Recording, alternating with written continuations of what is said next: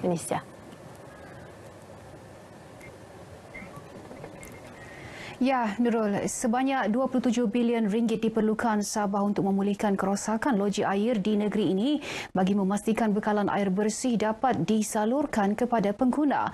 Terdapat 22 loji air di negeri ini namun kesemuanya telah usang.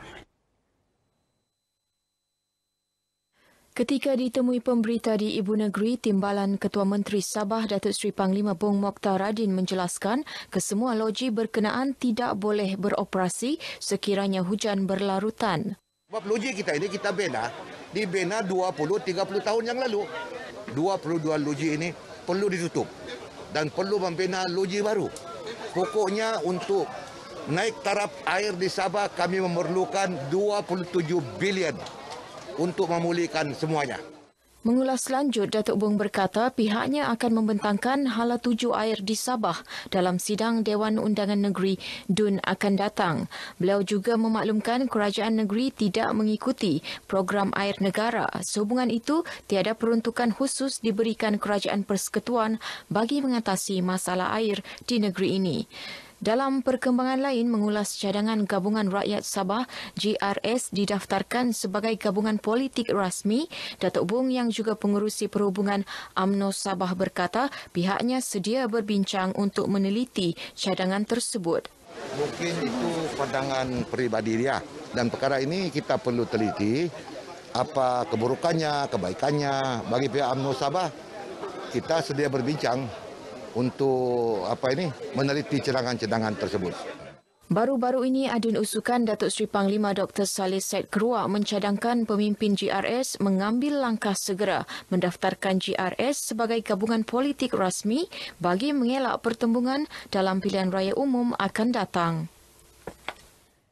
Sejumlah 76,000 suntikan dos penggalak vaksin COVID-19 telah diberikan kepada kumpulan sasar terdiri petugas barisan hadapan dan warga emas di Sabah sejak pemberian suntikan itu dilancarkan 20 Oktober lepas.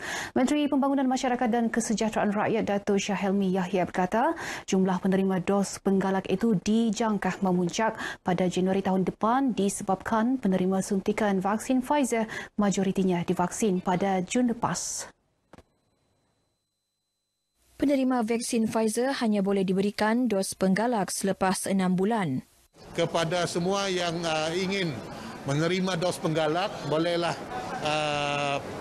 periksa di MySejahtera mereka untuk mengetahui di mana mereka boleh mendapatkan dos penggalak ataupun pusat pemberian vaksin yang berdekatan dengan tempat kediaman mereka. Datuk Syahelmi berkata demikian kepada pemberita selepas merasmikan kempen Derma Darah Sempena Bulan Kebajikan Negeri 2021 di Kota Kinabalu. Program anjuran bersama Majlis Perkhidmatan Masyarakat Sabah, Bulan Sabit Merah Malaysia, Hospital Queen Elizabeth Kota Kinabalu dan Malaysia China Chamber of Commerce Women Entrepreneur Committee Sabah. Kempen sehari ini menyasarkan 500 pain darah yang akan diberikan kepada tabung darah Hospital Queen Elizabeth. Persidangan Parti Pribumi Bersatu Malaysia Bersatu di peringkat bahagian negeri ini berjalan lancar. Antara usul yang dikemukakan menghadkan tempoh jawatan Ketua Menteri kepada 2 penggal dan mendaftarkan Gabungan Rakyat Sabah GRS sebagai satu entiti politik rasmi. Cadangan ini kita akan bawa di dalam mesyuarat Gabungan Rakyat Sabah dan jika dipersetujui maka kita akan bawa kepada pihak kerajaan untuk dipertimbangkan. Usul ini melibatkan pindaan perlembagaan negeri Sabah. Ini perlu diteliti secara terperinci. Datuk Haji Ji yang juga Ketua Bersatu Bahagian Tuaran ditemui media selepas merasmikan Persidangan Bersatu Bahagian Tuaran kali kedua tahun 2021 di Tuaran.